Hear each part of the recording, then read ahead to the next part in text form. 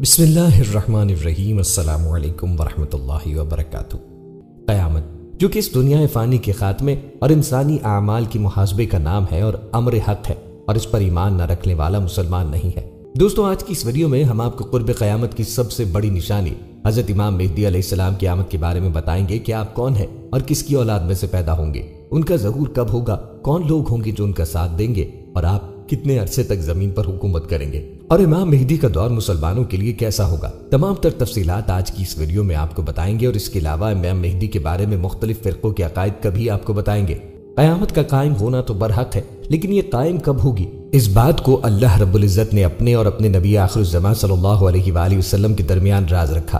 تاہم اس کے ساتھ ساتھ یہ بھی جان لیں کہ قیامت کی چند نشانیاں بھی مقرر فرما دی، تاکہ ان کو دیکھ کر یہ الہاد قیامت کا وقت قریب ہے۔ امام مہدی کی آمد مسلمانوں کے نزدیک یقینی سمجھی جاتی ہے۔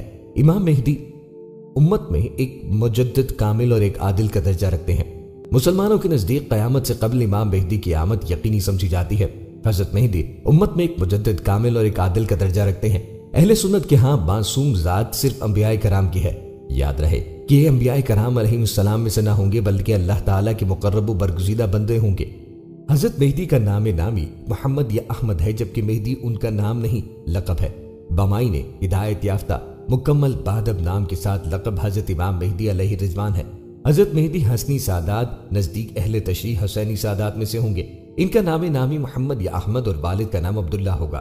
اکثر علماء اہل سنت حضرت محمد بن عبداللہ المہدی کو حضرت علی رضی اللہ عنہ کے بڑے بیٹے حضرت حسن رضی اللہ عنہ کی نسل سادات میں سے ظہور ہونے کو مستند مانتے ہیں۔ جس طرح پیغمبر حضرت اسحاق علیہ السلام کی اولاد سے بہت سے انبیاء کرام اور حضرت اسماعیل علیہ السلام کی نسل میں اللہ تعالیٰ نے صرف ایک نبی بھیجے جو خاتم الانبیاء تھے، اسی طرح حضرت حسن رضی اللہ عنہ کی نسل سے بہت سے اولیاء کرام آئے، جبکہ حضرت حسن رضی اللہ عنہ کی اولاد سے ایک بہت ہی بڑے ولی آئیں گے جو خاتم الاولیاء ہوں گے۔ علی بن ابی طالب سے روایت منقول ہے، رسول اللہ صلی اللہ علیہ وآلہ وسلم نے ارشاد فرمایا، مہدی ہم اہل بیت میں سے ہوں گے، اللہ تعالیٰ ایک ہی رات میں ان کو یہ صلاحیت عطا فرما دے گا۔ اس حدیث کی شرح میں شیخ عبد الغنی دہلوی فرماتے ہیں، یعنی اللہ تعالیٰ ایک ہی رات میں اچانک ان کو امارت اور خلافت کی صلاحیت عطا فرما دے گا۔ علامہ ابن کثیر اس حدیث کی شرح میں فرماتے ہیں، اللہ تعالیٰ اپنے خصوصی فضل و توفیق سے سرفراز فرما کر پہلے انہیں حقیقت کا الہام کریں گے اور اس مقام سے آشنا کریں گے جس سے وہ پہلے ناواقف تھے۔ ابو داؤد اور دیگر کتب حدیث کی روایت ملاحظہ کریں تو اس میں ابو اسحاق کہتے ہیں کہ علی نے اپنی صاحبزادے حسن کی طرف دیکھ کے فرمایا کہ میرا بیٹا، جیسے کہ رسول اللہ صلی اللہ علیہ وآلہ وسلم نے اس کے بارے میں فرمایا، سردار ہے، ان قریب اس کی پشت سے ایک شخص پیدا ہوگا جس کا نام تمہارے نبی کے نام پہ ہوگا، وہ اخلاق و عادات میں حضور صلی اللہ علیہ وآلہ وسلم کے مشابہ ہوگا، ظاہری شکل و صورت میں آپ صلی اللہ علیہ وآلہ وسلم کے مشابہ نہ ہوگا۔ پھر حضرت علی رضی اللہ عنہ نے زمین کو عدل و انصاف سے بھر دینے کا بیان واقعہ فرمایا۔ مہدی والد کی طرف سے حسن کی اولاد سے اور والدہ کی طرف سے حسین کی اولاد میں سے ہوں گے۔ ام سلمہ فرماتی ہیں کہ میں نے رسول اللہ صلی اللہ علیہ وآلہ وسلم کو یہ فرماتے ہوئے سنا کہ مہدی میرے خاندان میں سے فاطمہ کی اولاد سے ہوں گے۔ ابو سعید خدری فرماتے ہیں کہ رسول کریم صلی اللہ علیہ وآلہ وسلم نے فرمایا، حضرت مہدی میری اولاد میں سے ہوں گے، روشن و کشادہ پیشانی اور اونچی ناک والے، وہ روئے زمین کو عدل و انصاف سے بھر دیں گے جس طرح سے وہ ظلم و ستم سے بھری ہوئی تھی، وہ 7 برس تک زمین پر برسر اقتدار رہیں، یعنی امت کو ان کے دور میں جن امور کی ضرورت ہوگی اور جو چیزیں اس کی کامیابی اور برتری کے لیے ضروری ہوں گی، اور پورے روئے زمین کے مسلمان بے تحاشا قربانیاں دینے کے باوجود محض ان چند چیزوں کے نہ ہونے کی وجہ سے کامیاب نہ ہو رہے ہوں گے۔ حضرت مہدی کو قدرتی طور پر ان کا ادراک ہوگا، وہ ان کوتاہیوں کی تلافی اور ان چند مطلوبہ صفات کو بآسانی اپنا کر امت کے لیے مثالی کردار ادا کریں گے۔ چند سالوں میں وہ سب کچھ کر لیں گے جو صدیوں سے مسلمانوں سے بن نہ پڑ رہا ہوگا۔ وہ پہلے سے پیدا نہیں ہوتے ہیں، عام انسانوں کی طرح پیدا ہوں گے۔ 40 سال کی عمر میں امت مسلمہ ان کو اپنا قائد بنائے گی، ان کے ہاتھ پر بیعت کر کے کفر کے برپا کردہ مظالم کے خلاف وہ عظیم جہاد شروع کرے گی جس کا اختتام عالمی خلافت اسلامی کے قیام پر ہوگا۔ دعوی محدودیت اور حقیقی محدودیت میں آگ اور پانی کا تضاد ہے۔ محدودیت ایک روحانی منصب ہے۔ ایک مشہور مقولہ ہے، تصرف کے میدان میں مدعی کی سزا پھانسی ہے۔ حسنی سادات کو ظہور مہدی کا انعام ملا ہی اس لیے ہے کہ وہ اپنے جائز دعوے اور حق سے دستبردار ہو گئے تھے۔ اب سچے مہدی کے لیے دعوے کے ذریعے یہ عظیم منصب انہیں حال ہوگا۔ تفصیل اس اجمال کی یہ ہے کہ نواسہ رسول سیدنا حضرت حسن رضی اللہ عنہ ایثار کا مظاہرہ کرتے ہوئے معاویہ کے حق میں حکومت سے دستبردار ہو گئے تھے اور محض مسلمانوں میں صلح اور اتفاق کی خاطر اپنا یہ جائز حق چھوڑ دیا تھا۔ اس کے بدلے جب آخر زمانے میں امت کو اتفاق و اتحاد کی ضرورت ہوگی تو اللہ انہی کی اولاد میں سے ایک مجاہد لیڈر عالمی سطح پر خلافت کے قیام کے لیے منتخب فرمائیں گے، کیونکہ اللہ تعالیٰ کا قانون یہی ہے کہ جو شخص اللہ کی رضا کی خاطر کوئی چیز چھوڑ دیتا ہے تو اللہ تعالیٰ اس کو یا اس کی اولاد کو اس سے بہتر چیز عنایت فرما دیتے ہیں۔ چنانچہ محدود علاقے میں خلافت چھوڑنے کے بدلے حضرت حسن رضی اللہ عنہ کو عالمی خلافت کا انعام ملے گا۔ اب بات کرتے ہیں دوستوں کہ حضرت امام مہدی کا ظہور کس زمانے میں ہوگا۔ حضرت مہدی کا ظہور اس وقت میں ہوگا جب امت شدید مشکلات سے دوچار ہوگی اور ہر طرف مسلمانوں پر عرصہ حیات تنگ کیا جا چکا ہوگا۔ چنانچہ ان کے ظہور کا وقت، ان کی علامات آپ صلی اللہ علیہ وآلہ وسلم نے بیان کی ہیں۔ جابر بن عبداللہ فرماتے ہیں کہ رسول اللہ علیہ السلام نے فرمایا، وہ وقت قریب ہے جب عراق والوں کے پاس روپے اور غلہ آنے پر پابندی لگا دی جائے گی۔ ان سے پوچھا گیا کہ یہ پابندی کس کی جانب سے ہوگی، تو انہوں نے فرمایا اجمیوں، غیر عرب کی جانب سے۔ پھر کچھ دیر خاموش رہنے کے بعد کہا کہ وہ وقت قریب ہے جب اہل شام پر بھی پابندی لگا دی جائے گی۔ پوچھا گیا یہ رکاوٹ کس جانب سے ہوگی، فرمایا اہل روم، مغرب والوں کی جانب سے۔ پھر فرمایا رسول کریم علیہ السلام کا ارشاد ہے کہ میری امت میں ایک خلیفہ ہوگا جو لوگوں کو مال لب بھر بھر کر دے گا اور شمار نہیں کرے گا۔ نیز آپ علیہ السلام نے فرمایا کہ جس کے قبضے میں میری جان ہے یقیناً اسلام اپنی پہلی حالت کی طرف لوٹے گا جس طرح کے ابتدائے مدینہ سے ہوا تھا، حتیٰ کہ ایمان صرف مدینہ میں رہ جائے گا۔ پھر آپ نے فرمایا کہ مدینے سے جب بھی کوئی بے رغبتی کی بنا پر نکل جائے گا تو اللہ اس سے بہتر کو وہاں آباد کر دے گا۔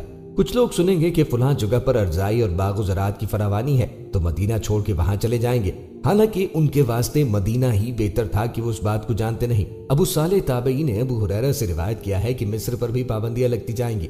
حضرت کعب سے روایت ہے، انہوں نے فرمایا کہ مشرقی سمندر دور ہو جائے گا اور اس میں کوئی کشتی بھی نہ چل سکے گی، چنانچہ ایک بستی والے دوسری بستی میں نہ جا پائیں گے، اور یہ جنگ عظیم کے وقت میں ہوگا، اور جنگ عظیم حضرت مہدی کے وقت میں ہوگی۔ مشرقی سمندر سے یہاں بحر عرب مراد ہے۔ دور ہونے کا مطلب یہ ہے کہ اس تک پہنچنا دشوار ہو جائے گا، جس کی وجہ سے وہاں آمد و رفت بند ہو جائے گی۔ عمرو ابن شعیب نے اپنے والد سے اور انہوں نے اپنے دادا سے روایت کی ہے کہ رسول اللہ نے فرمایا ذی القعدہ کے مہینے میں قبائل کے درمیان میں کشمکش اور معاہدہ شکنی ہوگی، چنانچہ حاجیوں کو لوٹا جائے گا اور منی میں جنگ ہوگی، بہت زیادہ قتل عام اور خون خرابہ ہوگا، یہاں تک کہ عقبہ جمرہ پر بھی خون بہ رہا ہوگا۔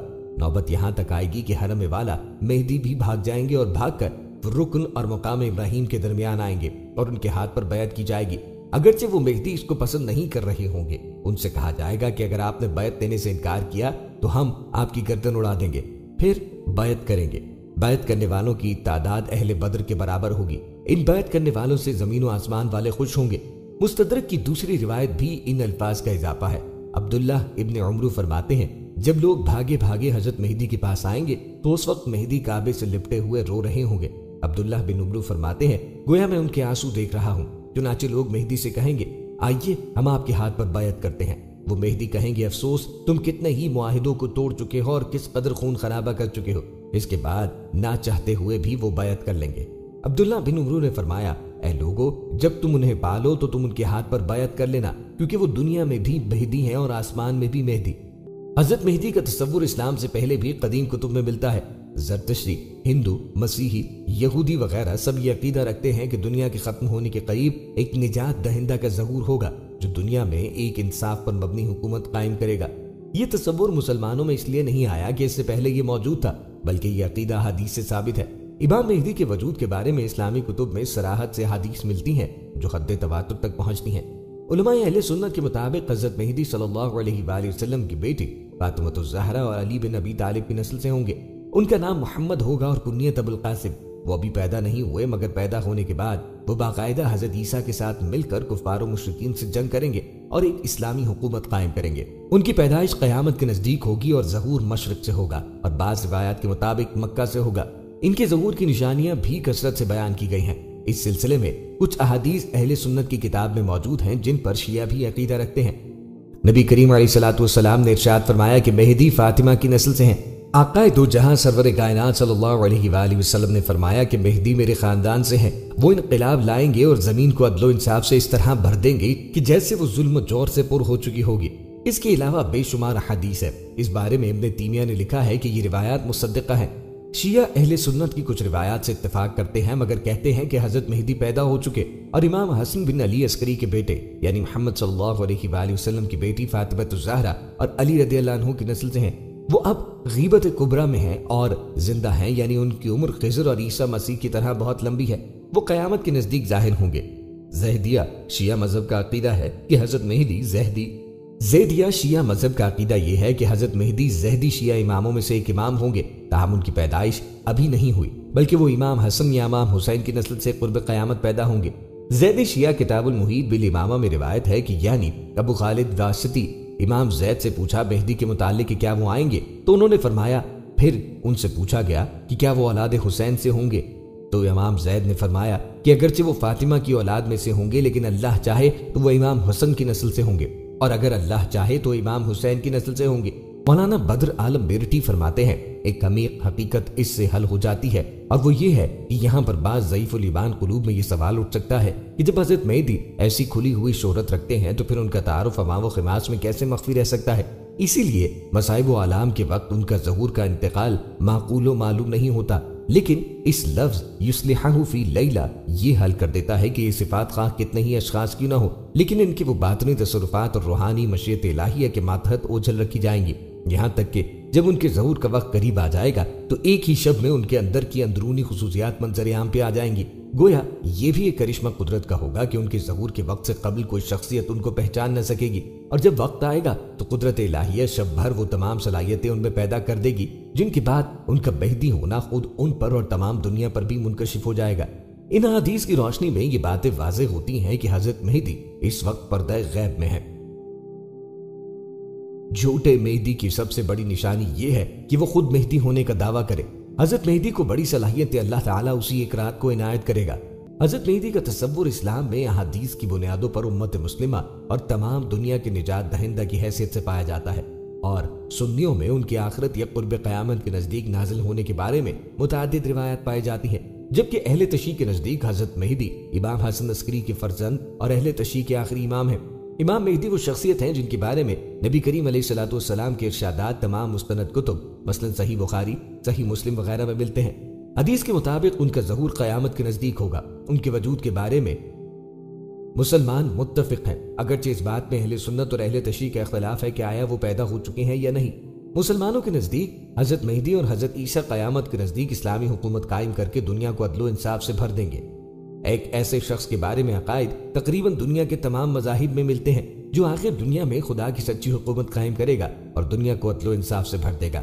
ایسے شخص کے بارے میں متعدد مذاہب میں پیشن گوئیاں بھی ملتی ہیں اور الہامی کتب میں بھی یہ ذکر شامل ہے۔ مسلمانوں کے عقائد کے مطابق یہ شخص امام مہدی ہوں گے اور ان کے ساتھ حضرت عیسیٰ کا ظہور بھی ہوگا، اور یہ دونوں علیحدہ شخصیات ہیں۔ ان کی آمد اور ان کی نشانیوں کی تفصیل احادیث میں موجود ہے۔ پھر بھی اب تک مہدویت کے کئی جھوٹے دعوے دار پیدا ہوئے اور فنا ہو گئے۔ سچے مہدی کی علامت یہ ہے کہ وہ اپنے مہدی ہونے کا دعویٰ کریں گے، نہ کہ اعلان۔ ایک حدیث کے الفاظ ہے، اگر دنیا کی عمر ختم ہو گئی ہو اور قیامت میں صرف ایک دن باقی ہو تو خدا اس دن کو اتنا لمبا کر دے گا کہ اس میں میرے اہل بیت میں سے ایک شخص کی حکومت قائم ہو سکے گی جو میرا ہم نام ہوگا۔ وہ دنیا کو عدل و انصاف سے اس طرح بھر دے گا جس طرح اس سے پہلے وہ ظلم و جور سے بھر چکی تھی۔ جہاں مسلمان فرقوں میں امام مہدی کا تصور پایا جاتا ہے، وہاں مسلمان فرقوں میں سے ایک قدیم فرقہ یعنی عبادیہ کے نزدیک وجود حضرت مہدی یا عقیدہ حضرت مہدی کا تصور موجود نہیں۔ عبادیہ کا یہ عقیدہ ہے کہ عقائد کے لیے قطعی دلائل کی ضرورت ہے جو قرآن سے ثابت ہو، لیکن ایسا عقیدہ جو قرآن سے چاہت نہ ایسا عقیدہ رکھنا درست نہیں۔ عبادیہ مسلمان یہ سمجھتے ہیں کہ افکار و عقائد مہدی مسلمانوں کے درمیان یہودیوں سے رائج ہوا، جنہوں نے اپنی کتابوں کے منحرف نظریات مسلمانوں میں پھیلا دیے۔ ذکریہ خلیفہ لکھتے ہیں، یعنی مسلمان کے بیچ جو فکر موجود ہے کہ آخری زمانے میں ایک خارق عادت شخص کو دنیا کے ظلم و جور سے نکال کر عدل و انصاف سے بھر دے گا، چند ہی برس میں، اور عہد مہدی منتظر ہوگا۔ عبادیہ مذہب ایسی فکر کو قبول نہیں کرتا کیونکہ یہ افکار قرآن کے خلاف ہے۔ الخد عبادی مسلمان عالم شیخ سعید بن مبروک القوبی جو اس مسلک کے حدیث کے ماہر ہیں لکھتے ہیں، یعنی احادیث مہدی ہجوٹ اور گھڑی ہونے ہے، اور یہ رسول اللہ صلی اللہ علیہ وآلہ وسلم سے ثابت نہیں ہے۔ اور عبادی عالم الشیخ ناصر بن ابی نہیان القروسی لکھتے ہیں کہ یعنی ہماری قوم میں جو روایات ہیں کہ اللہ تعالیٰ مہدی کو بھیجے گا، دجال کا ظہور ہوگا اور عیسیٰ آسمان سے اتریں گے، یہ تمام باتیں میرے نزدیک حقیقت سے دور ہیں۔ اور ساتھ ہی یہ بھی بتا دوں کہ خضر اور عیسیٰ علیہ السلام کی وفات ہو چکی ہے۔ شیعہ اسماعیلی یا باطنی فرقوں میں امام مہدی کا عقیدہ تمام مسلمانوں کے عقیدے کے برعکس ہے۔ جہاں پوری امت مہدی موعود کے منتظر ہیں، تو ایک طرف باطنی اسماعیلیوں کا یہ دعویٰ ہے کہ مہدی کا ظہور ان کے 12ویں امام عبداللہ المہدی کی صورت میں ظہور کا زمانہ ہو چکا ہے، اور مہدی کے بعد ان کے فرزند قائم بن المہدی کو اس کا جانشین مانتے ہیں۔ وہی زمانہ تھا جب 297 میں فاطمی خلافت کی بنیاد اسماعیلی امام مہدی نے رکھی تھی اور تقریباً 300 سال تک فاطمی حکومت قائم رہی اور صلاح الدین ایوبی کے ہاتھوں ان کی حکومت کا خاتمہ ہوا۔ فاطمی خلافہ مہدی کے زمانے میں ابو طاہر کے پیروکار فراتیم اسماعیلیوں نے خانہ کعبہ سے حجر اسود چوری کر کے یمن لے گئے اور 10 سال تک قرامتیوں کے قبضے میں رہے۔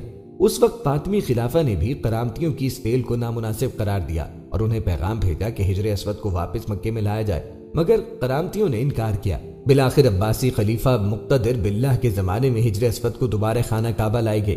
حدیث شیعہ اور سنی مکاتب کی مشہور ترین اور معتبر ترین حدیث ہے۔ جس نے دجال کے وجود اور خروج کو جھٹلایا وہ کافر ہے، اور جس نے مہدی کو جھٹلایا وہ کافر ہے۔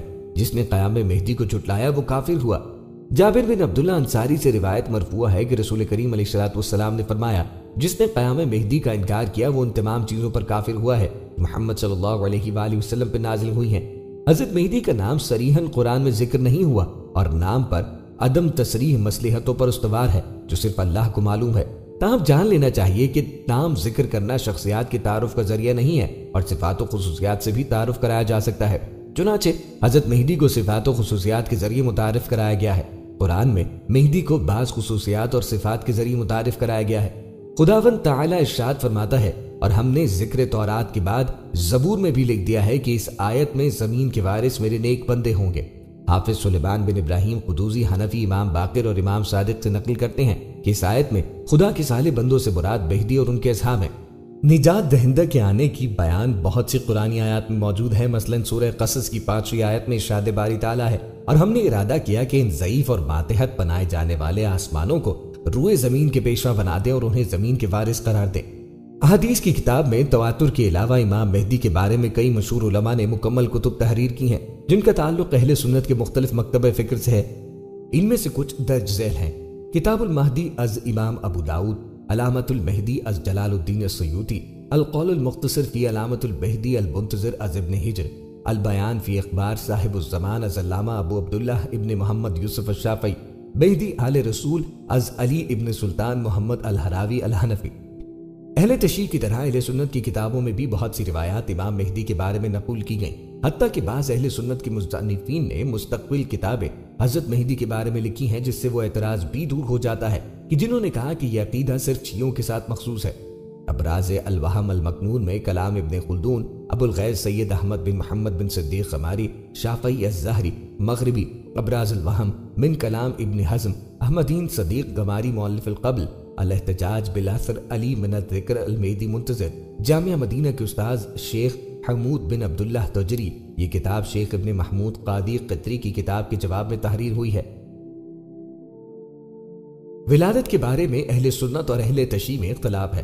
اہل سنت کے مطابق امام مہدی کی ولایت ابھی نہیں ہوئی ہے اور یہ پیدائش آخری زمانے میں قیامت سے کچھ عرصہ پہلے ہوگی۔ البتہ ان کا تعلق نبی کریم علیہ الصلوۃ والسلام کی بیٹی فاطمہ الزہرا اور حضرت علی کی نسل سے ہوگا۔ ان کا نام محمد ہوگا اور کنیت محمد صلی اللہ علیہ وآلہ وسلم کی طرح ابو القاسم ہوگی۔ اہل تشیع کے عقائد کے مطابق وہ 15 شعبان 256 ہجری کو سامرہ موجودہ عراق میں پیدا ہوئے ہیں اور حسن بن علی عسکری کے بیٹے ہیں، اور والدہ کا نام نرجس یا ملکہ تھا جو قیصر روم کی نسل سے تھی۔ ان کی پیدائش سے پہلے حاکم وقت نے ان کے قتل کا حکم دیا تھا، اس لیے ان کی پیدائش کا زیادہ چرچا نہیں کیا گیا۔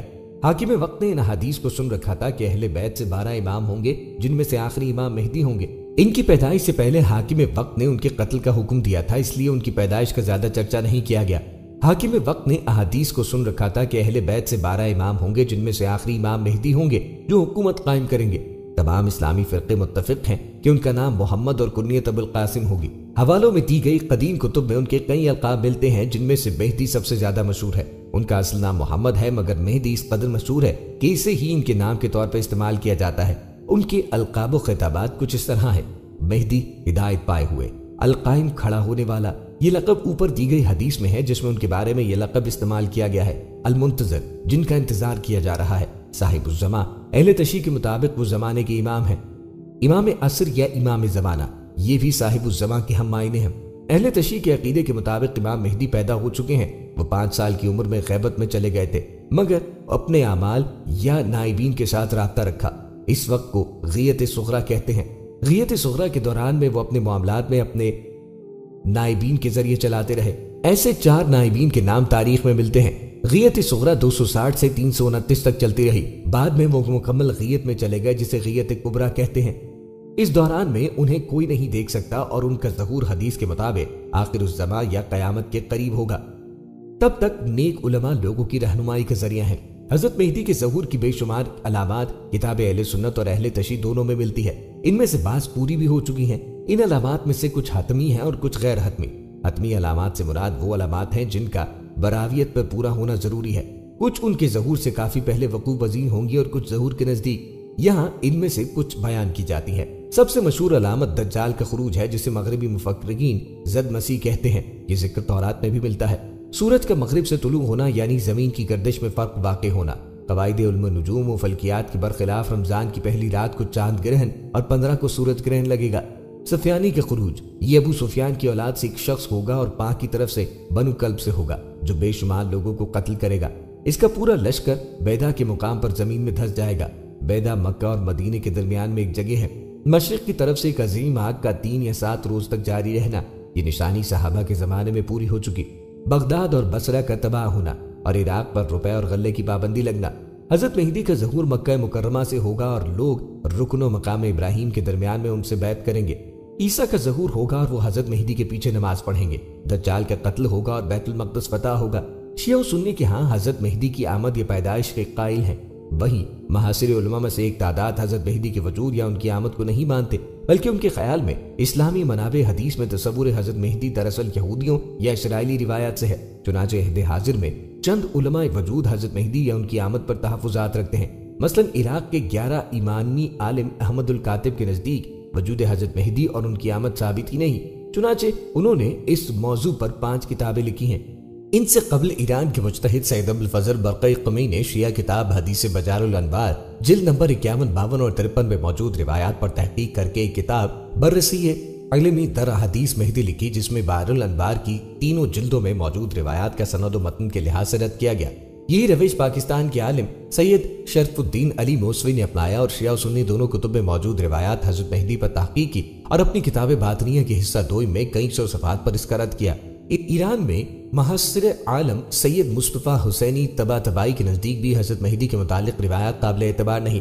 عبداللہ آل محدود قطر کے سلفی عالم نے ایک کتاب التحقیق المعتبر فی حدیث المہدی المنتظر لکھی، جس میں حضرت مہدی کے متعلق تمام احادیث کا جائزہ لیا اور نتیجہ اخذ کیا کہ مہدی کے متعلق ایک بھی قابل اعتبار روایت نہیں، اس لیے بخاری مسلم نے یہ روایت قبول نہیں کی۔ علامہ البانی نے اس رسالے کی رد کرتے ہوئے ایک تحریر لکھی تھی۔ علی گڑھ انڈیا کے ایک شخص راشد شاز دھر بنگوی نے بھی حضرت مہدی کی آمد کا انکار کیا ہے، جس کی وجہ سے معروف مسلم اداروں نے اسے ضال و مدل قرار دیا۔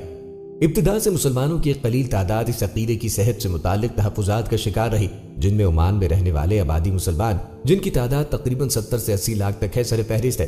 اس کے علاوہ زیدیہ فرقہ کے کچھ لوگوں کے ہاں بھی یہ عقیدہ مشکوک مانا جاتا ہے، جیسے علامہ شیخ سالم اذان زیدی، برصغیر میں علامہ اقبال، مولانا عبید اللہ سندھی، علامہ تمنا عمادی، علامہ طاہر مکی، علامہ حبیب الرحمان کانتھلوی، ڈاکٹر مسعود الدین عثمانی اور غیر ہم عقیدے اس عقیدے کی صحت کے قائل نہیں تھے۔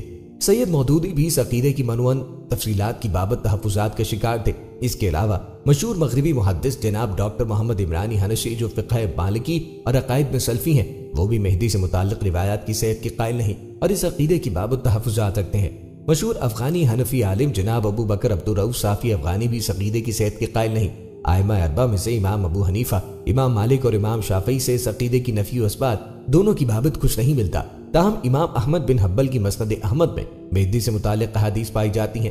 علامہ ابن خلدون نے اپنے مقدمے میں اس عقیدے کی نفی کر کے اس عقیدے سے متعلق احادیث پر جرح نقل کی ہے، جس کو اکثر اہل حدیث و سلفی علماء نے کالعدم قرار دے کر ان احادیث کی صحت کا فتویٰ دیا ہے۔ تاہم معاصر سلفی علماء میں سے شیخ سید عبداللہ بن زید آل محمود الشریف حسنی الہاشمی، جو قطر کے مشہور اور جید سلفی عالم اور مفتی اعظم قطر تھے اور جن سے نجد، قطر اور حجاز وغیرہ کے بڑے بڑے سلفی علماء نے دینی تعلیم حاصل کر کے کسب فیض کیا ہے اور ان کے دروس میں شریک ہوئے، آپ مہدی منتظر کے عقیدہ پیدائش، آمد، وجود، خروج کے قائل نہ تھے۔ شیخ عبداللہ بن زید نہ صرف علامہ ناصر الدین البانی کے قریبی دوستوں میں سے تھے، بلکہ حرم مکی میں عرصہ دراز تک درس بھی دیتے رہے۔ مشہور ماہد شیعہ عالم آیت اللہ برقی نے اپنی کتاب احادیث مہدی پر علمی تحقیق میں علامہ عبداللہ بن زید کا بھی ذکر کیا ہے اور ساتھ ہی اپنی کتاب کے دباچے میں شیخ عبداللہ بن زید کی کتب لا مہدی ینتظر بعد الرسول محمد خیر البشر سے چند اقتباسات بھی ذکر کیے۔ اس نالج شیئرنگ کی وجہ سے غالباً یہ بھی رہا ہوگا کہ علامہ عبداللہ بن زید اور آیت اللہ برقی معاصر تھے۔ یاد رہے شیخ عبداللہ بن زید اس پائے کے سلفی عالم تھے کہ ان کی اس کتاب کے آنے کے بعد علامہ ناصر الدین البانی نے شیخ کی اس کتاب پر اظہار خیال کیا اور ان کے ساتھ اتفاق نہیں کیا، لیکن پھر بھی شیخ البانی نے شیخ عبداللہ کے حق میں دعائے خیر کی کہ اللہ ان کی مغفرت فرمائے۔ شیخ عبداللہ بن زید اپنی اس کتاب میں لکھتے ہیں کہ جب ہم خود کو سلفی مسلمان کہتے ہیں اور ہمارا عقیدہ اہل سنت والجماعت کا ہے تو ہمیں حق قول کی صداقت کو لازمی پکڑنا چاہیے۔ پھر آگے لکھتے ہیں جب ہم مہدی سے متعلق احادیث کو پڑھتے ہیں تو ان کی احاطہ صلاحیت اور اس پر اعتقاد کے حوالے سے تحقیق اور پڑھنے کے بعد یقین ہو جاتا ہے کہ اس حوالے سے روایات تعارض و اختلافات کی شکار ہیں، اشکالات ہیں۔ علماء محققین، متاخرین اور بعض متقدمین نے ان روایات پر حکم لگایا ہے کہ یہ رسول اللہ کی زبان سے مصنوع اور موضوع روایات ہے اور یہ روایات آپ صلی اللہ علیہ وآلہ وسلم کا کلام نہیں ہے، نہ اس مجہول شخص سے متعلق روایات صحیحہ ہیں، نہ یہ متواتر ہیں، نہ صریح ہیں۔ شیخ مزید لکھتے ہیں کہ بعض لوگ کہتے ہیں کہ شیخ الاسلام ابن تیمیہ ان روایات کو درست مانتے تھے۔ میں کہتا ہوں ہاں، میں نے بھی شیخ الاسلام کا قول پڑھا ہے جس میں وہ خروج مہدی کے اثبات کو لاتے ہیں۔ 7 احادیث جنہیں ابو داؤد نے ذکر کیا ہے، میں بھی اپنی زندگی کی ابتدا میں شیخ الاسلام ابن تیمیہ کا ہی عقیدہ رکھتا تھا اس حوالے سے، اور میں ان کے اس قول سے بھی متاثر تھا، لیکن جب میں 40 سال کا ہو گیا اور علوم و فنون میں مہارت حاصل کی اور حدیث مہدی کے معرفت، علل و تعارض اور اختلاف کو سمجھنے کے قابل ہوا تو میں نے یہ برا عقیدہ چھوڑ دیا الحمدللہ، اور میری معرفت یہ بن گئی کہ بعد از رسول اللہ اور بعد از کتاب اللہ کوئی مہدی نہیں۔ اور بے شک شیخ الاسلام ابن تیمیہ ہمارے محبوب ہیں، لیکن وہ ہمارے رب یا نبی نہیں۔ شیعہ اور سنی کتب حدیث نے امام مہدی کی دینی و اخلاقی خصوصیات اور ظاہری اوصاف کے بارے میں متعدد روایات نقول کی ہیں۔ رسول کریم علیہ الصلوۃ والسلام نے مختلف فرامین و ارشادات میں واضح کیا کہ امام مہدی آپ صلی اللہ علیہ وآلہ وسلم سے زیادہ مشابہت رکھتے ہیں۔ امام حسن عسکری فرماتے ہیں کہ امام مہدی چہرے اور اخلاق کے لحاظ سے رسول اللہ کے مشابہ ترین ہیں۔ امام علی فرماتے ہیں امام مہدی عجل اللہ فرجۃ الشریف سے اٹھیں گے تو آپ کی عمر 30 سے 40 کے درمیان ہوگی۔ امام حسن مجتبیٰ فرماتے ہیں کہ ظہور کے وقت امام مہدی 40 سال سے کم عمر کے نوجوان اور بے انتہا جسمانی قوت کے مالک ہوں گے۔ امام صادق کے قول کے مطابق آپ ایک کامل اور معتدل جوان ہوں گے۔ علامہ مجلسی اس روایت کی وضاحت کرتے ہوئے لکھتے ہیں معتدل سے مراد یہ ہے کہ آپ علیہ السلام وقت ظہور درمیانی عمر یا نوجوانی کے آخری حصے میں ہوں گے۔ امام رضا ظہور کے وقت امام زمانہ کے علامات اور خصوصیات کے بارے میں ابو سلط بروی کے ایک سوال کا جواب دیتے ہوئے فرماتے ہیں آپ کی نشانی یہ ہے کہ معمر ہے مگر آپ کا چہرہ اور منظر نوجوان، یہاں تک کہ دیکھنے والا سمجھتا ہے کہ آپ 40 یا اس سے کم عمر کے ہیں۔ موسوی اصفہانی کتاب مکیال المکارم میں حسن اور جمال کو امام مہدی کی خصوصیات میں بیان کرتے ہیں اور آپ کو احادیث کے حوالے دے کر شہاب ثاقب اور کوكب دری سے تشبیہ دیتے ہیں۔ مختلف روایات میں امام زمانہ کے چہرے مبارک کی تفصیلات بیان ہیں۔ رسول کریم علیہ الصلوۃ والسلام فرماتے ہیں مہدی مجھ سے ہیں، آپ کی زمین کشادہ اور ناک کھڑی ہے۔ ایک حدیث میں آقا کریم علیہ الصلوۃ والسلام نے فرمایا کہ مہدی کے چہرے مبارک کی رنگت عربی اور جسمانی ساخت اسرائیلی ہے، ان کے دائیں گال پر ایک تل ہے جو ستاروں کی مانند دمکتا ہے۔ امام باقر نے اپنے والد اور جد امجد سے روایت کی ہے کہ ایک دن امام علی ممبر کے اوپر تھے اور فرمایا آخر اس زمان میں میرے فرزندوں میں سے ایک مرد ظہور کرے گا جس کی رنگت سفید مائل بسفیدی ہوگی اور سینہ فراغ ہوگا اور اس کے کاندھے قوی ہوں گے اور پشت پر 2 خال ہوں گے جن میں سے ایک اس کی جلد کی رنگت کا اور دوسرا رسول اللہ کے خال کے مشابہ ہوگا۔ امام مہدی کے اخلاقی اور دینی اوصاف کو 2 صورتوں میں بیان کیا جا سکتا ہے، ان حدیث کی بنیاد پر جن میں آپ کو رسول خدا کے مشابہ ترین قرار دیا جاتا ہے۔ چنانچہ آیات و حدیث میں جو خصوصیات رسول اللہ کے لیے بیان ہیں ان کو امام مہدی کی اخلاقی اور دینی خصوصیات قرار دیا جا سکتا ہے۔ امام حسین آپ کے بارے میں فرماتے ہیں امام مہدی کو تم آپ کے سکون اور وقار کو اور حلال و کرام کے سلسلے میں آپ کے علم اور لوگوں کو ان کی ضروریات اور لوگوں سے آپ ان کی بے نیازی کے ذریعے پہنچانو گے۔ امام صادق آپ کو ظاہر ترین فرد کے طور پہ متعارف کراتے ہیں جن کا لباس سخت اور کھردرا اور کھانا جو کی روٹی ہے، وہ اپنی حکومت کے کارگزاروں کے لیے بھی سخت کارگزیر ہیں اور لوگوں کے لیے بخشندہ اور محتاجوں پر بہت مہربان۔ امام باقر آپ کو ایک ایسے فرد کے طور پر متعارف کراتے ہیں جو کتاب خدا پر عمل کرتے ہیں اور کسی بھی منکر کو نہیں دیکھتے جس کی مخالفت نہ کرے۔ امام رضا امام مہدی کی خصوصیات بیان کرتے ہوئے فرماتے ہیں آپ لوگوں پر ان سے زیادہ صاحب حق اور ان کے ماں باپ سے بھی ان کے لیے زیادہ ہمدرد ہے۔ وہ تمام لوگوں سے زیادہ اللہ کے سامنے خاکسار تر اور جن اعمال کا حکم دیتے ہیں ان پر سب سے زیادہ عامل اور جن چیزوں سے منع کرتے ہیں ان سے زیادہ باز رہنے والے ہیں۔ نیز امام رضا آپ کو دانا ترین، صاحب حکمت ترین، بردبار ترین، پرہیزگار ترین، سخی ترین اور آبی ترین شخصیت کے عنوان سے متعارف کرواتے ہیں جو فرشتوں کے ساتھ ہم کلام ہوتے ہیں۔ قیامت سے پہلے ایک زمانہ ایسا بھی آئے گا کہ دنیا میں کفر پھیلے گا، زمین ظلم اور سرکشی سے بھر جائے گی، اسلام حرفین شریفین کی طرف سمٹ جائے گا، اولیاء و ابدال وہاں ہجرت کر جائیں گے۔ پھر سیدنا فاطمہ الزہرا رضی اللہ عنہا کی اولاد سے ایک شخص پیدا ہوگا جو زمین کو عدل و انصاف سے بھر دے گا، यही तमाम रुए जमीन पर हुकूमत करने वाले 5वें बादशाह होंगे, जिन्हें हजरत इमाम मेहदी कहा जाता है। सऊदी अरब और ईरान के उलमा ने कोरोना वायरस के मुतालिक खबरदार करते हुए कहा कि यह कयामत की निशानियों में से एक है। सही बुखारी और सही मुस्लिम की हदीस का हवाला देते हुए उन उलमा का कहना है कि कयामत की निशानियों में से एक ये भी है कि कयामत से कबल एक बहुत बड़ी वबा फैलेगी और पूरी दुनिया को अपनी लपेट में लेगी। मुमकिन तौर पर कोरोना वायरस वही वबा हो सकती है। ईरान के आलिम अली रदा बेनाहियान ने हतमी तौर पर कहा है कि बड़ी वबा इमाम मेहदी के ज़हूर से पहले आएगी। चुनाचे अगर कोरोना वायरस की वही वबा हुई तो इमाम मेहदी का ज़हूर करीब तर है, जिसके कुछ अरसे बाद कयामत बपा हो जाएगी। उलमा कराम कुर्ब क़यामत की एक निशानी ये भी बयान करते हैं कि क़यामत से कबल ऐसा जमाना आ जाएगा कि वक्त बहुत तेजी से गुजरेगा। चुनाचे उलमा का कहना है कि ये निशानी भी पूरी है। इंटरनेट और सोशल मीडिया के आने के बाद से दुनिया इस कदर बाहम मरबूत और मुंसलिक है कि किसी को वक्त का एहसास ही नहीं रहता और ऐसा लगता है कि वक्त पर लगा के उड़ रहा है।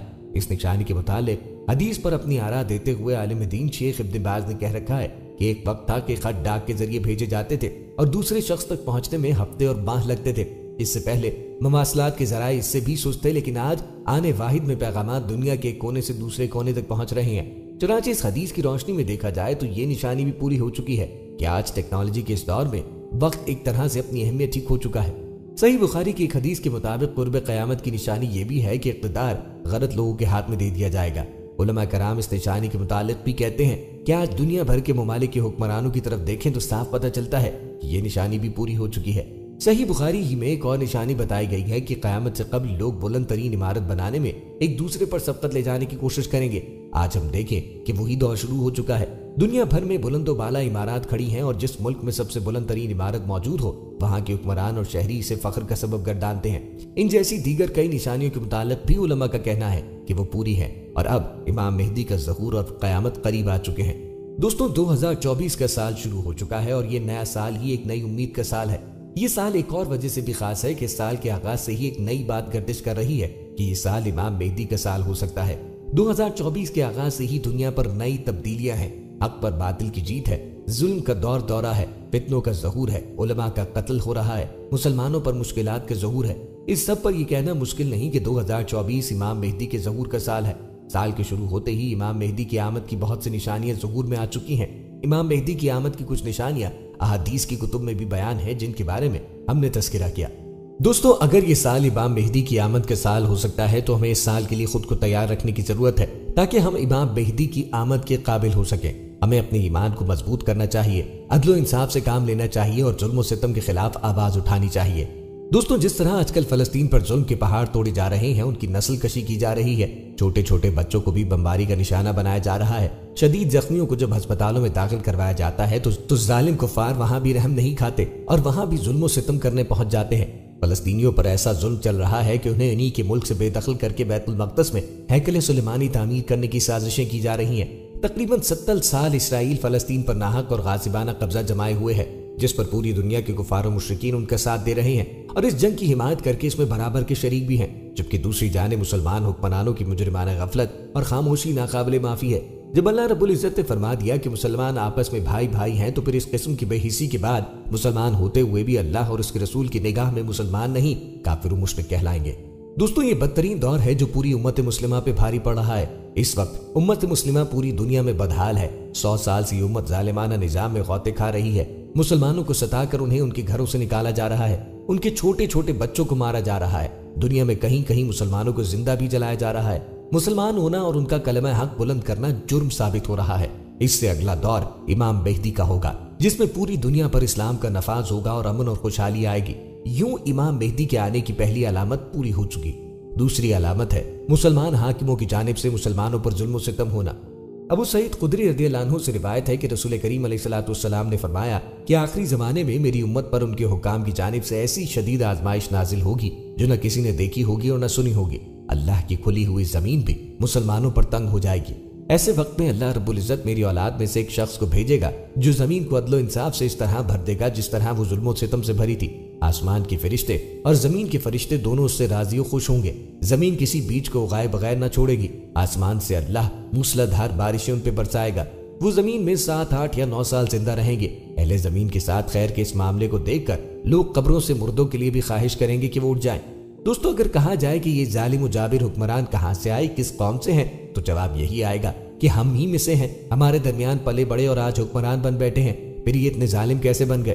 اقتدار میں آنے سے پہلے تو یہ ہمارے درمیان نظر آتے تھے، ہمارے دکھوں کو اپنا دکھ کہتے تھے، مہنگائی، کرپشن اور ظلم کو ختم کرنے کے وعدے کیا کرتے، مگر اقتدار میں آتے ہی ظالم کیسے بن گئے؟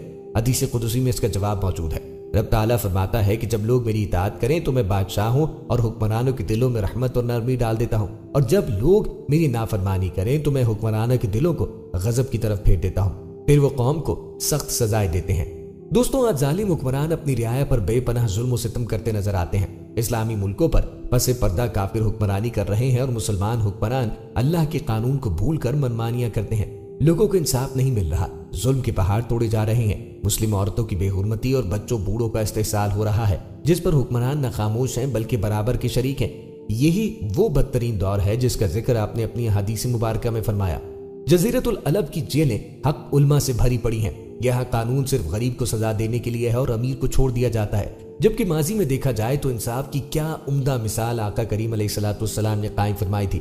ام المومنین عائشہ رضی اللہ عنہا سے روایت ہے کہ قریشی قبیلہ بنو مخزوم کی ایک عورت کے معاملے میں جس نے چوری کی تھی کافی فکر مند ہوئے۔ وہ کہنے لگے، اس کے سلسلے میں آقا کریم سے کون گفتگو کرے گا؟ لوگوں نے جواب دیا کہ رسول اللہ کے چہیتے اسامہ بن زید کے علاوہ کون اس کی جرأت کر سکتا ہے؟ چنانچہ اسامہ نے آپ سے گفتگو کی تو رسول کریم علیہ الصلوۃ والسلام نے فرمایا، کیا تم اللہ کی حدود میں سے ایک حد کے بارے میں سفارش کر رہے ہو؟ پھر آپ کھڑے ہوئے اور خطبہ دیتے ہوئے آپ نے فرمایا، لوگوں تم سے پہلے کے لوگ اپنی اس روش کی بنا پر ہلاک ہوئے ہیں کہ جب کوئی اعلیٰ خاندان کا شخص چوری کرتا تو اسے چھوڑ دیتے، اور جب کمزور حال شخص چوری کرتا تو اس پہ حد جاری کرتے۔ اللہ کی قسم، اگر محمد کی بیٹی فاطمہ چوری کرتی تو میں اس کا بھی ہاتھ کاٹ دیتا۔ دوستو، اس حدیث کے قوانین پوری دنیا پر اگر لاگو کیے جائیں تو کتنے مسائل حل ہو سکتے ہیں اور دنیا میں امن کا دورہ ہو جائے۔ اسی لیے جب امام مہدی کا دور آئے گا اور اسلامی حکومت قائم ہوگی تو پوری دنیا اسلام کی معجزات اور برکات دیکھے گی۔ تیسری بڑی علامت شام اور عراق کا معاشی اور اقتصادی بائیکاٹ ہوگا۔ یہ بات صحیح مسلم میں لکھی ہے۔ حضرت ابو ندرہ سے روایت ہے کہ ہم حضرت جابر کے ساتھ تھے، انہوں نے فرمایا، قریب ہے کہ اہل عراق پر یہ حالت آئے گی کہ ان کے پاس گیہوں گندم کی مقدار کی قیمت نہ آئے گی۔ تو ہم نے عرض کی، یہ پابندی کس جانب سے آئے گی؟ آقا کریم نے جواب دیا کہ عجم کی جانب سے۔ پھر فرمایا، قریب ہے کہ شام کے پاس بھی دینار کی مالیت اور مد کی مقدار خوراک نہیں آئے گی۔ ہم نے پوچھا، یہ پابندی کس طرف سے آئے گی؟ تو جواب ملا کہ روم کی جانب سے، یعنی اہل مغرب کی جانب سے ہوگی۔ پھر تھوڑی دیر خاموش ہوئے اور آقا کریم علیہ الصلوۃ والسلام نے فرمایا کہ میری آخری امت میں خلیفہ آئے گا جو مال کو مٹھی بھر بھر کے تقسیم کرے گا اور شمار کر کے نہیں دے گا۔ راوی کہتے ہیں کہ میں نے جابر اور ابو العلا سے پوچھا کہ تمہاری عمر بن عبدالعزیز کے بارے میں کیا رائے ہے، کیا وہ مال کو مٹھی بھر کر دیتے ہیں؟ تو انہوں نے فرمایا کہ وہ عمر بن عبدالعزیز نہیں ہے۔ اس حدیث میں دو بڑی علامات ظاہر ہیں۔ پہلی علامت میں عراق پر عجم کی جانب سے خوراک و کاروبار پر پابندی کا ذکر، اور دوسری میں شام پر بھی خوراک اور کاروبار کی پابندی کا ذکر ہے۔ دوستوں، 1990 میں صدام حسین کی زمانے صدارت میں عراق نے کویت پر جم کر قبضہ کر لیا، جو 7 ماہ تک جاری رہا۔ کویتی حکمران رات کو سعودی عرب فرار ہوئے۔ عراق کا الزام تھا کہ کویت اس کا تیل چوری کر رہا ہے۔ حملے سے پہلے امریکی سفیر نے صدام حسین کو یقین دلایا کہ عرب تنازعات میں امریکہ نہیں پڑے گا۔ سقوط کے بعد جارج بش کی صدارت میں امریکہ نے سعودی عرب میں اپنی فوجیں جمع کی اور حملہ کر کے کویت کو عراق سے آزاد کرا لیا۔ مغربی ممالک میں اس حملے کو پہلی خلیجی جنگ کہا جاتا ہے۔ اگست 1990 کو عراقی فوج نے کویت پر حملہ کر کے قبضہ کیا، جیسے بین الاقوامی مذمت کا سامنا کرنا پڑا اور اقوام متحدہ کی سلامتی کونسل کے ممبروں کے ذریعے عراق کے خلاف فوری معاشی پابندیاں لگائیں۔ برطانیہ کے وزیر اعظم مارگریٹ تھیچر اور امریکی صدر جارج ایچ.ڈبلیو. بش نے سعودی عرب میں فوجیں تعینات کی اور دوسرے ممالک سے بھی اپنی فوجیں جائے وقوع پر بھیجنے کی تاکید کی۔ اقوام عالم کی صفیں اس اتحاد میں شامل ہو گئی۔ دوسری جنگ عظیم کے بعد سب سے بڑا فوجی اتحاد تشکیل دیا گیا۔ اس ترتیب میں اتحادی فوج کی زیادہ تر فوجیں سعودی عرب، برطانیہ اور مصر کے معاونین کی حیثیت سے تھی۔ کویت اور سعودی عرب نے 7 ارب امریکی ڈالر کی لاگت سے 32 ارب امریکی ڈالر ادا کیے۔ کویت سے عراقی فوجوں کو ملک بدر کرنے کے لیے ابتدائی کشمکش 17 جنوری 1991 کو 5 ہفتوں تک جاری رہنے والے ہوائی اور بحری بمباری سے شروع ہوئی۔ اس کے بعد 24 فروری کو زمینی حملہ ہوا۔ یہ اتحادی افواج کے لیے فیصلہ کن فتح تھی جس نے کویت کو آزاد کرا لیا اور عراقی سرزمین تک بڑھا۔ اس اتحاد نے اپنی پیش قدمی ختم کی اور زمینی مہم شروع ہونے کے 100 گھنٹے بعد فائر بندی کا اعلان کیا۔ فضائی اور زمینی لڑائی صرف عراق، کویت اور سعودی عرب کے سرحد پر واقع علاقوں تک محدود تھی۔ عراق نے سعودی عرب میں اور اسرائیل کے خلاف اتحادیوں کے اہداف کے خلاف اسکڈ میزائل داغے۔ 1990 میں عراق پر کویت پر حملے کے بعد صدام حسین حکومت کے خلاف بین الاقوامی مخالفت کا آغاز ہوا۔ عالمی برادری نے اس حملے کی مذمت کی اور 1991 میں امریکہ کی سربراہی میں ایک فوجی اتحاد نے عراق کویت سے بے دخل کرنے کے لیے خلیجی جنگ کا آغاز کیا۔ خلیجی جنگ کے بعد امریکہ اور اس کے اتحادیوں کی پالیسی کے ساتھ چیک میں صدام حسین کو رکھنے کے لیے کوشش کی روک تھام۔ اس پالیسی میں اقوام متحدہ کی سلامتی کونسل کی متعدد اقتصادی پابندیاں شامل تھیں۔ یہ معائنہ اقوام متحدہ کے خصوصی کمیشن UNESCOM نے کیا تھا۔ UNESCOM نے بین الاقوامی جوہری توانائی ایجنسی کے تعاون سے اس بات کو یقینی بنانے کے لیے کام کیا کہ عراق نے اپنے کیمیائی، حیاتی اور جوہری ہتھیاروں اور سہولیات کو ختم کیا۔ خلیجی جنگ کے بعد کی دہائی میں اقوام متحدہ نے بڑے پیمانے پر تباہی پھیلانے والے عراقی ہتھیاروں کے مکمل خاتمے کا مطالبہ کرتے ہوئے سلامتی کونسل کی 16 قراردادیں منظور کی۔ عراقی عہدیداروں نے انسپیکٹرز کو ہراساں کیا اور ان کے کام میں رکاوٹیں ڈالیں، اور اگست 1998 میں عراقی حکومت نے انسپیکٹرز کے ساتھ تعاون کو مکمل طور پر معطل کیا اور یہ الزام لگایا کہ انسپیکٹرز امریکہ کی جاسوسی کر رہے ہیں۔ جاسوسی کے الزامات کو بعد میں ثابت کیا گیا۔ 1998 اکتوبر میں عراقی حکومت کو ختم کرنا عراق لبریشن ایکٹ کے نفاذ کے ساتھ ہی امریکی سرکاری خارجہ پالیسی بن گیا۔ اس ایکٹ نے عراقی جمہوری حزب اختلاف کی تنظیموں کے لیے عراق میں جمہوریت میں منتقلی کی حمایت کے لیے ایک پروگرام قائم کرنے کے لیے $97 بلین فراہم کیے۔ صدر کے طور پر جارج H.W. بش نے انتخابات کے بعد 2000 میں امریکہ ایک سے زیادہ جارحانہ عراقی پالیسی کی سمت میں منتقل کر دیا گیا۔ 2000 کے انتخابات میں ریپبلکن پارٹی کے انتخابی پلیٹ فارم میں صدام کو ہٹانے کے منصوبے میں عراق لبریشن ایکٹ کے ایک ابتدائی نقطے کے طور پر مکمل نفاذ کا مطالبہ کیا گیا تھا۔ تاہم 11 ستمبر کے حملوں کی طرف سے معمولی رسمی حرکت نہ ہوئی۔ ان تمام مراحل میں انسانی حقوق کی پامالی ہوئی۔ 2002 اکتوبر میں کانگریس نے صدر بش کو عراق کے خلاف فوجی حملہ کرنے کا اختیار دیا اگر وہ فیصلہ کرتا ہے کہ اگر یہ ضروری ہو تو۔ عراقی جنگ 20 مارچ 2003 کو شروع ہوئی جب امریکہ، برطانیہ اور متعدد اتحادیوں کے ساتھ مل کر ایک صدمے اور خوف پر بمباری مہم چلی گئی۔ بدترین دور ہے جس کا ذکر آپ نے اپنی احادیث مبارکہ میں فرمایا۔ جزیرۃ العرب کی جیلیں حق علماء سے بھری پڑی ہیں۔ یہاں قانون صرف غریب کو سزا دینے کے لیے ہے اور امیر کو چھوڑ دیا جاتا ہے، جبکہ ماضی میں دیکھا جائے تو انصاف کی کیا عمدہ مثال آقا کریم علیہ الصلوۃ والسلام نے قائم فرمائی تھی۔ ام المومنین عائشہ رضی اللہ عنہا سے روایت ہے کہ قریشی قبیلہ بنو مخزوم کی ایک عورت کے معاملے میں جس نے چوری کی تھی کافی فکر مند ہوئے۔ وہ کہنے لگے اس کے سلسلے میں آقا کریم سے کون گفتگو کرے گا؟ لوگوں نے جواب دیا کہ رسول اللہ کے چہیتے اسامہ بن زید کے علاوہ کون اس کی جرات کر سکتا ہے؟ چنانچہ اسامہ نے آپ سے گفتگو کی تو رسول کریم علیہ الصلوۃ والسلام نے فرمایا کیا تم اللہ کی حدود میں سے ایک حد کے بارے میں سفارش کر رہے ہو؟ پھر آپ کھڑے ہوئے اور خطبہ دیتے ہوئے آپ نے فرمایا لوگوں تم سے پہلے کے لوگ اپنی اس روش کی بنا پر ہلاک ہوئے ہیں کہ جب کوئی اعلیٰ خاندان کا شخص چوری کرتا تو اسے چھوڑ دیتے اور جب کمزور حال شخص چوری کرتا تو اس پہ حد جاری کرتے۔ اللہ کی قسم اگر محمد کی بیٹی فاطمہ چوری کرتی تو میں اس کا بھی ہاتھ کاٹ دیتا۔ دوستو اس حدیث کے قوانین پوری دنیا پر اگر لاگو کیے جائیں تو کتنے مسائل حل ہو سکتے ہیں اور دنیا میں امن کا دورہ ہو جائے۔ اسی لیے جب امام مہدی کا دور آئے گا اور اسلامی حکومت قائم ہوگی تو پوری دنیا اسلام کے معجزات اور برکات دیکھے گی۔ تیسری بڑی علامت شام اور عراق کا معاشی اور اقتصادی بائیکاٹ ہوگا۔ یہ بات صحیح مسلم میں لکھی ہے۔ حضرت ابو نضرہ سے روایت ہے کہ ہم حضرت جابر کے ساتھ تھے، انہوں نے فرمایا قریب ہے کہ اہل عراق پر یہ حالت آئے گی کہ ان کے پاس گیہوں گندم کی مقدار کی قیمت نہ آئے گی۔ تو ہم نے عرض کی یہ پابندی کس جانب سے آئے گی؟ آقا کریم نے جواب دیا کہ عجم کی جانب سے۔ پھر فرمایا قریب ہے کہ شام کے پاس بھی دینار کی مالیت اور مد کی مقدار خوراک نہیں آئے گی۔ ہم نے پوچھا یہ پابندی کس طرف سے آئے گی؟ تو جواب ملا کہ روم کی جانب سے یعنی اہل مغرب کی جانب سے ہوگی۔ پھر تھوڑی دیر خاموش ہوئے اور آقا کریم علیہ الصلوۃ والسلام نے فرمایا کہ میری آخری امت میں خلیفہ آئے گا جو مال کو مٹھی بھر بھر کے تقسیم کرے گا اور شمار کر کے نہیں دے گا۔ راوی کہتے ہیں کہ میں نے جابر اور ابو اللہ سے پوچھا کہ تمہاری عمر بن عبدالعزیز کے بارے میں کیا رائے ہے، کیا وہ مال کو مٹھی بھر کر دیتے ہیں؟ تو انہوں نے فرمایا کہ وہ عمر بن عبدالعزیز نہیں ہے۔ اس حدیث میں دو بڑی علامات ظاہر ہیں۔ پہلی علامت میں عراق پر عجم کی جانب سے خوراک و کاروبار پر پابندی کا ذکر اور دوسری میں شام پر بھی خوراک اور کاروبار کی پابندی کا ذکر ہے۔ دوستو 1990 میں صدام حسین کی زمانے صدارت میں عراق نے کویت پر جم کر قبضہ کر لیا جو 7 ماہ تک جاری رہا۔ کویتی حکمران رات کو سعودی عرب فرار ہوئے۔ عراق کا الزام تھا کہ کویت اس کا تیل چوری کر رہا ہے۔ حملے سے پہلے امریکی سفیر نے صدام حسین کو یقین دلایا کہ عرب تنازعات میں امریکہ نہیں پڑے گا۔ سقوط کے بعد جارج بش کی صدارت میں امریکہ نے سعودی عرب میں اپنی فوجیں جمع کی اور حملہ کر کے کویت کو عراق سے آزاد کرا لیا۔ مغربی ممالک میں اس حملے کو پہلی خلیجی جنگ کہا جاتا ہے۔ اگست 1990 کو عراقی فوج نے کویت پر حملہ کر کے قبضہ کیا، جیسے بین الاقوامی مذمت کا سامنا کرنا پڑا اور اقوام متحدہ کی سلامتی کونسل کے ممبروں کے ذریعے عراق کے خلاف فوری معاشی پابندیاں لگائیں۔ برطانیہ کے وزیر اعظم مارگریٹ تھیچر اور امریکی صدر جارج H.W. بش نے سعودی عرب میں فوجیں تعینات کی اور دوسرے ممالک سے بھی اپنی فوجیں جائے وقوع پر بھیجنے کی تاکید کی۔ اقوام عالم کی صفیں اس اتحاد میں شامل ہو گئی۔ دوسری جنگ عظیم کے بعد سب سے بڑا فوجی اتحاد تشکیل دیا گیا۔ اس ترتیب میں اتحادی فوج کی زیادہ تر فوجیں سعودی عرب، برطانیہ اور مصر کے معاونین کی حیثیت سے تھی۔ کویت اور سعودی عرب نے 7 ارب امریکی ڈالر کی لاگت سے 32 ارب امریکی ڈالر ادا کیے۔ کویت سے عراقی فوجوں کو ملک بدر کرنے کے لیے ابتدائی کشمکش 17 جنوری 1991 کو 5 ہفتوں تک جاری رہنے والے ہوائی اور بحری بمباری سے شروع ہوئی۔ اس کے بعد 24 فروری کو زمینی حملہ ہوا۔ یہ اتحادی افواج کے لیے فیصلہ کن فتح تھی جس نے کویت کو آزاد کرا لیا اور عراقی سرزمین تک بڑھا۔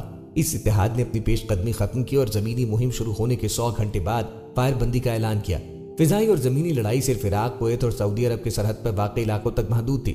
عراق نے سعودی عرب میں اور اسرائیل کے خلاف اتحادیوں کے اہداف کے خلاف اسکڈ میزائل داغے۔ 1990 میں عراق پر کویت پر حملے کے بعد صدام حسین حکومت کے خلاف بین الاقوامی مخالفت کا آغاز ہوا۔ عالمی برادری نے اس حملے کی مذمت کی اور 1991 میں امریکہ کی سربراہی میں ایک فوجی اتحاد نے عراق کویت سے بے دخل کرنے کے لیے خلیجی جنگ کا آغاز کیا۔ خلیجی جنگ کے بعد امریکہ اور اس کے اتحادیوں کی پالیسی کے ساتھ چیک میں صدام حسین کو رکھنے کے لیے کوشش کی روک تھام۔ اس پالیسی میں اقوام متحدہ کی سلامتی کونسل کی متعدد اقتصادی پابندیاں شامل تھیں۔ عراقی افواج ملک کے پار سے تیزی سے مغلوب ہوئی۔ اس حملے کے نتیجے میں باسط حکومت کا خاتمہ ہوا۔ اسی سال دسمبر میں صدام حسین کو آپریشن ریڈ ڈان کے دوران میں گرفتار کیا گیا تھا اور 3 سال بعد اسے پھانسی دی گئی۔ صدام کے انتقال اور اس کے بعد اتحادیوں کی عارضی انتظامیہ کی بد انتظامی کے بعد بجلی کے خلا شیعہ اور سنی کے مابین وسیع پیمانے پر خانہ جنگی کے ساتھ اتحادی افواج کے خلاف ایک طویل شورش کا باعث بنا۔ بش انتظامیہ نے عراقی جنگ کے بارے میں اپنے عقلی اصول کی بنیاد اصولی طور پر اس دعوے پر مبنی کی تھی کہ عراق، جسے 1990 سے 91 کی خلیج جنگ کے بعد سے ہی امریکہ کا ایک بدمعاش ریاست کے طور پر دیکھتا رہا ہے، سمجھا جاتا ہے کہ اس میں بڑے پیمانے پر تباہی پھیلانے والے پروگرام WMD کے ایک فعال ہتھیار تھے، اور یہ کہ عراقی حکومت نے امریکہ اور اس کے اتحادیوں کے لیے خطرہ لاحق کر دیا۔ کچھ امریکہ عہدیداروں نے صدام پر القاعدہ کو پناہ دینے اور ان کی حمایت کرنے کا جھوٹا الزام لگایا تھا، جبکہ دوسروں نے جابرانہ آمریت کے خاتمے اور عراقی عوام میں جمہوریت لانے کی خواہش کا حوالہ دیا۔ 2004 میں 9/11 کی کمیشن نے کہا تھا کہ صدام حسین حکومت اور القاعدہ کے مابین آپریشنل کا کوئی ذخیرہ یا ایک فعال WMD تعلقات کا کوئی ثبوت نہیں ہے۔ عراق میں پروگرام نہیں ملا۔ بش انتظامیہ کے عہدیداروں نے صدام القاعدہ کے WMD متنازع تعلقات اور WMD کے بارے میں متعدد دعوے کیے جو خاکہ نگاریوں پر مبنی تھے، اور انٹیلیجنس حکام نے ان کو مسترد کر دیا۔ امریکی جنگ سے پہلے کی ذہانت کے عقلی تناظر کو ملکی اور بین الاقوامی سطح پر بھی شدید تنقید کا سامنا رہا۔ سن 2016 میں چیل کوٹ رپورٹ شائع ہوئی تھی اور یہ نتیجہ اخذ کیا گیا کہ فوجی کارروائی ضروری ہو سکتی تھی، لیکن اس وقت کا یہ آخری فیصلہ نہیں تھا، اور یہ کہ حملے کے نتائج کو کم نہیں سمجھا گیا تھا۔ FBI کے ذریعے جب تفتیش کی گئی تو صدام حسین نے اعتراف کیا کہ ایران کے سامنے مضبوط دکھائی دینے کے لیے بڑے پیمانے پر تباہی پھیلانے والے اسلحہ رکھنے کی پیشکش جاری رکھی ہے۔ انہوں نے تصدیق کی کہ عراق پر امریکی حملے سے قبل بڑے پیمانے پر تباہی پھیلانے والے ہتھیار موجود نہ تھے۔ حملے کے بعد عراق میں 2005 میں کثیر الجماعتی انتخابات ہوئے۔ نوری المالکی 2006 میں وزیر اعظم بنی تھی اور 2014 تک اس عہدے پہ رہیں۔ المالکی حکومت نے ایسی پالیسیاں نافذ کیں جو بڑے پیمانے پر ملک کے پہلے غالب سنی اقلیت کو دور کرنے اور فرقہ وارانہ کشیدگی کو بڑھانے کے اثرات کے طور پہ دیکھی گئی۔ 2014 کے موسم گرما میں داعش نے شمالی عراق میں ایک فوجی کارروائی کا آغاز کیا اور دنیا بھر میں اسلامی خلافت کا اعلان کیا، جس کے نتیجے میں آپریشن مورسی حل امریکہ اور اس کے اتحادیوں کا ایک اور فوجی رد عمل سامنے آیا۔ عراق جنگ کم از کم 1 لاکھ شہری ہلاکتوں کے ساتھ 10,000 فوجیوں کے ہلاکتوں کا سبب بنی۔ زیادہ تر ہلاکتیں 2004 اور 2007 کے درمیان میں شورش اور خانہ جنگی کے نتیجے میں ہوئی۔ اس کے بعد عراق میں 2014 سے 17 کی جنگ، جو اس حملے کا ایک ڈومینو اثر سمجھا جاتا ہے، ملک کے اندر 50 لاکھ افراد کے بے گھر ہونے کے علاوہ کم از کم 67,000 شہری ہلاکتوں کا ذمہ دار بنا۔ 10 سال سے جاری خانہ جنگی میں لاکھوں لوگ بے دخل ہو چکے ہیں یا ہلاک۔ شام کے لوگوں کو بحران کا سامنا ہے اور خصوصاً بے گھر افراد کو۔ اقوام متحدہ کے نمائندے نے بتایا ہے کہ ضروریات بڑھ رہی ہیں اور وسائل کم ہو رہے ہیں، اور اسی لیے حکومت ملکی اداروں کو کئی روز تک بند رکھنے کی پابند ہے، جبکہ شامی پاؤنڈ کی قدر پست ترین سطح تک پہنچ گئی۔ یہ روایات میں بیان کردہ باتیں منوان پوری ہیں۔ عراق اور شام کا بحران اتنا شدید ہے کہ شاید ہی ایسی سختی کبھی پہلے آئی ہو۔ یہ وہ علامت ہے جو پوری ہو چکی ہے اور اس کے بعد امام مہدی کا ظہور قریب ہے۔ دوستو، چوتھی علامت فلسطین کے مظلوم مسلمانوں پر ظلم و ستم ہے، جس پہ پوری امت مسلمہ نے آنکھیں بند کر رکھی ہیں۔ اسرائیل کا ظلم حد سے بڑھ گیا ہے اور اس نے تمام اخلاقی قدریں پامال کر دی۔ فلسطینی فضا اسرائیلی حملوں اور انسانی چیخوں سے گونج رہی ہے۔ غزہ میں بھوک، افلاس کا رات، خوراک ناپید، پانی بند، لاشوں کو دفنانے کے لیے جگہ ختم، ہر طرف بکھری لاشیں عالمی امن کے دعوے داروں کا منہ چڑھا رہی ہیں۔ 2008 کے بعد سے یہ سب سے مہلک فضائی حملہ نسل کشی کے مترادف ہے۔ غزہ سے نقل مکانی کرنے والوں پر بھی بمباری کی جا رہی ہے۔ عالم اسلام کا دل اس کھلے ظالم کے خلاف خون کے آنسو روتا ہے، مگر اس کی بے بسی بھی آیا ہے۔ تڑپتی سے سختی چیختی انسانیت کو ظالم اسرائیل کے پنجے سے نجات دلانے اور جنگ بندی کی اقوام متحدہ میں تازہ قرارداد بھی ویڈیو کی نظر ہو گئی۔ حماس کے سربراہ کا کہنا ہے کہ امریکہ اسرائیل کی کھلی جارحیت کو تحفظ فراہم کر رہا ہے۔ امریکی صدر جو اسرائیل کا دورہ کر رہے ہیں، ہسپتال پر حملے کے بعد اردن، مصر اور فلسطین اتھارٹی نے ان سے طے شدہ ملاقات منسوخ کی ہے۔ اسرائیل کی تاریخ ہم سب کو پتا ہے، جانتے ہیں کہ اسرائیل فلسطین پر سالوں سے زبردستی قابض ہے۔ غالباً 1948 میں اسرائیل وجود میں آیا اور جب سے وہاں کے نہتے مسلمانوں پر ظلم کر رہا ہے۔ دنیا کے ممالک جن میں امریکہ سر فہرست ہے، جو اسرائیل کی ہر قسم کی حمایت کر رہا ہے، اس میں اسلحے سے لے کر مالی اور سفارتی امداد کا بھی شامل ہے، اور اسرائیل اس اسلحے اور طاقت سے غزہ اور مغربی پٹی کے مسلمانوں پر ظلم کر رہا ہے۔ نبی کریم علیہ الصلوۃ والسلام نے 1400 سال پہلے ہی کہہ دیا کہ یہودی مسلمانوں کے دوست نہیں ہو سکتے۔ مسجد اقصی مسلمانوں کے قبلہ اول ہے اور اسرائیل نے اس پر عرصہ دراز سے ناجائز قبضہ کر رکھا ہے۔ اس صدی میں بھی وہاں کے مسلمان، فلسطینی مسلمان، قبلہ اول کی زیارت اسرائیل کی رضامندی کے بغیر نہیں کر سکتے۔ اب تو اسرائیل کی افواج غزہ کے ہسپتالوں تک پہنچ گئی ہے۔ غزہ کے ہسپتال قبرستان میں بدل گئے۔ مغربی ممالک جانوروں کے بچوں کی تکلیف تو دیکھ نہیں سکتے، مگر غزہ کے بچوں پر جاری ظلم و ستم انہیں دکھائی نہیں دے رہا۔ بچوں کی لاشیں سڑکوں پر پڑی ہیں۔ اسلامی ممالک اور مغربی ممالک پر سوالیہ نشان ہے۔ رقت آمیز مناظر دیکھے جا رہے ہیں، لیکن فلسطینیوں کی آہو بکا سننے والا کوئی نظر نہیں آتا۔ یہ تمام حالات بھی حضرت امام مہدی کے ظہور کی علامات ہے، جن کا روایات بتا دیتی ہیں۔ یہ تھی ہماری آج کی ویڈیو دوستوں، آپ کو پسند آئی ہوگی، ہم یہ امید رکھتے ہیں۔ مزید ویڈیوز کے لیے چینل کو سبسکرائب کریں اور کمنٹ باکس میں اپنی رائے کا اظہار لازمی کیجیے گا۔ ملتے ہیں ایک نئی ویڈیو پہ، تب تک کے لیے اللہ حافظ، فی امان اللہ۔